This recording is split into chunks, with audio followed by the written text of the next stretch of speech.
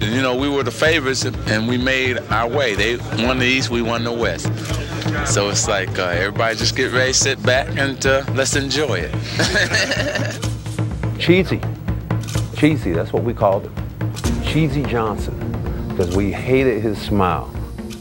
That magic smile was really the poster that we could put on the wall and we could start throwing darts at because we hated it that much. At least we got the game in our court, and our fans will be hyped up, and it'll be fun. I used to ask them, so what do you do during the day? Well, get up about 10 o'clock, practice at 11. I get over there maybe an hour before practice, I shoot. And then after practice, I shoot for 2 more hours. Then I go home, watch TV for 2 hours, sleep from 10 to 10. I'm like, hell, do you have a social life? What do you do? Yeah. Look out, Burns in the crowd trying to get a loose ball back, and by golly, he does it.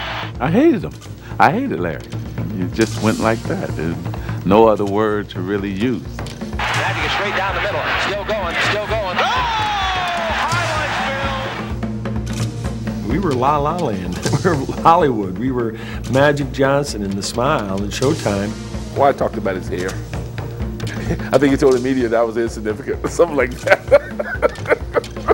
I'm not gonna worry about him on cards, something like that. You know, he just would incite, and he always had the quote of all quotes, even though he did nothing in games, you know, except swing a towel around.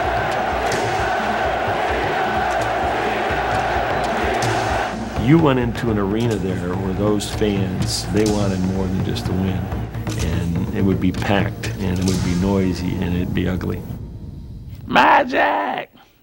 Larry's gonna kill you! There's no magic in here! I wasn't going to give them their tradition and talk about how great it was to play in Boston Garden and that the ghosts of the garden were hanging up in the rafters and there was a leprechaun on the rim. It was all BS to me. I was always working the other side of the coin about, you know, what the Celtics were all about, which were hidden places, you know, cameras, you know, spying. He was paranoid, that's all.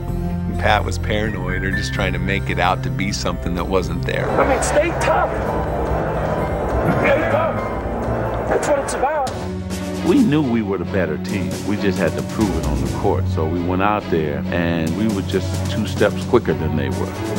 Missing, rebounding is Magic, Cooper, and the fast break going to town. The Los Angeles Lakers have won in Boston. They really couldn't catch up with us that first game, and I think that kind of shocked them. The second game was the same way. We had them. The Lakers have the lead by 2 points. So now, what are the Celtics? What can they do with the Lakers having the ball with 20 seconds to play? Well, we believe in the leprechaun. We need luck. We need something on our side to make this happen. So we were sitting there saying, you know, we gotta find a way. We got to find a way. All we got to do is get the ball across the timeline, and the game is over. And so I throw it to James Worthy. You know, I remember standing on the sidelines at the time and seeing what Worthy was about ready to do and see the Boston defender anticipating that, thinking, no, please don't throw that pass. Now to Magic, back over to Worthy, and it's picked off. Goes to Henderson, he lays it off and in. It's all tied up. A great play by Henderson. Worthy was scared. He was scared. He didn't want to shoot that ball at that time. I mean, he wasn't a good free throw shooter. He was trying to get that ball out of his hands. And he wasn't big game James then. He was more small game James.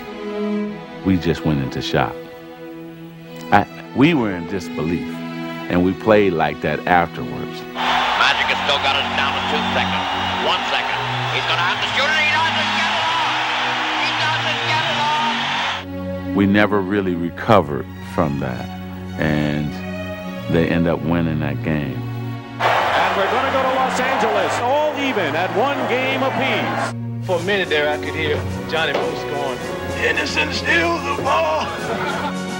I look back on my career, there are a number of moments that just are right there, that being probably one of the number 1 for me, and that changed the whole dynamic of the series. I just think our guys were angry. There was some ridicule about the loss and how we, you know, gave them that ball game that we wanted to come out and play in front of our home crowd and make sure that you know, we weren't going to lose that home court advantage. And here's the LA break. Cooper and Magic Johnson. The Los Angeles Lakers look like nothing could stop them. Waves. It was waves of fast break. It was a track meet. The Celtics cannot handle the speed of the Lakers. We were taking hooks, body shots. We were in the clinch. That's all we could do was stand against the ropes and just take it. This has to be one of the most decisive routes in championship game history. We went in the locker room and Larry made the famous statement that we played like sissies. We got some great players on this team, but we don't have the players with the heart sometimes that we need. I was sitting right next to him, and he said in his mad, angry Indiana accent. Today, when you see Magic slapping high fives and guys going behind their back and shooting layups on us all day long, it seems that somebody would try to put a stop to it. But until we get our hearts where they belong, we're in trouble.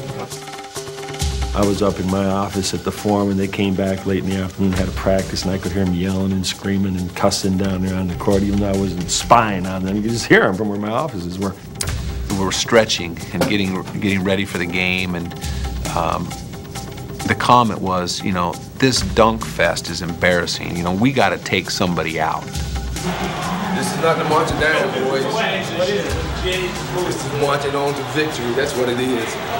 ML was working on Kevin, and the whole time he's saying, boy, if I was in that game, I'd go in there and I'd just do something to somebody. Kevin's like, yeah. Like one of those, like, yeah, I'll do it. Cooper to Kareem, to Worthy, to Ramble. He should go the distance. Oh, look out! And both benches have emptied, and you knew this was going to happen. You could see it coming. First thought that went through my head was like, hey, I'm okay. Now you got to get up and do something about this, Kurt. And then I was going after Kevin McHale to do whatever was going to come into my mind at that time. Kevin was so nervous. He was shaking. It was like unbelievable. We told him, you did what you had to do. When you catch something, you got to knock it down, to slow it down. And that's what they did. And just all hell broke loose. Kareem swings the elbow, and now is yelling at Larry Bird, jaw to jaw. Larry and Kareem got into it, and then Larry was taking the ball out of bounds. Michael Cooper was trying to guard him. Larry kicked it back and kicked him into the stands. It was awesome. Got into a verbal thing with Magic, and I said to him, step across this line. If I come on the floor, I'm in trouble. But you come across here, I'm gonna flatten you in the floor. ML didn't want to fight me. Remember that. You write that down. Our reaction was too personal. We should have reacted as a team on the court. We tried to deal with it personally and individually, and that didn't work for us. Magic with 7, with 6. Magic takes the ball and they throw. Magic throws it away. 3 seconds. Intercepted by Parrish. Magic threw it right to Parrish. Tragic Johnson is what we called him then, because he made a couple of bad plays. We're in overtime, tied at 123. Casey drawn up the play for coming out of the huddle, and Larry turned and said, you guys want to win the game? Just give me the ball and get out of the way. Gets it over to DJ. Bird goes right into the pivot. Now DJ holds the ball. Back in the Bird. The ball away is gone. Boston leads 125 to 123 as the Lakers call timeout. Some guy came off the bench, made a steal, went down and dunked the ball, sealed the victory. I'm not going to tell you who it was. Stolen by Emil Carr. And the Boston Celtics have even this NBA World Championship Series. We're coming back. That's right. We're coming back. We'll be back. The next day, Friday, June 4th, 1984, and the temperature at game time inside the Garden is 97 degrees Fahrenheit, and there was no air conditioning. Ordered a couple of air conditioning things to try to cool off the locker room, portable ones, plugged them in, blew the circuits in Boston Garden. So now it's already 100 degrees. They got the heat turned up. Ooh, you thought you was in this, a sauna. And with Kareem taking that oxygen, and just like, okay, we got him now. You didn't feel like you were breathing air. It was like you were breathing something, but it wasn't having any effect in your lungs. Here's Magic, off the mark.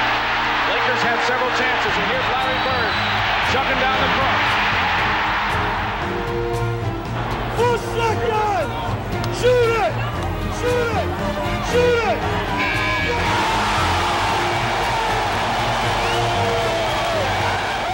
Afterward, we asked Larry about it, and he said, "Oh hell, it's hotter back home playing in French Lick." And the Boston Celtics have trounced the Los Angeles Lakers 121. We had given away a couple of games. We had missed free throws.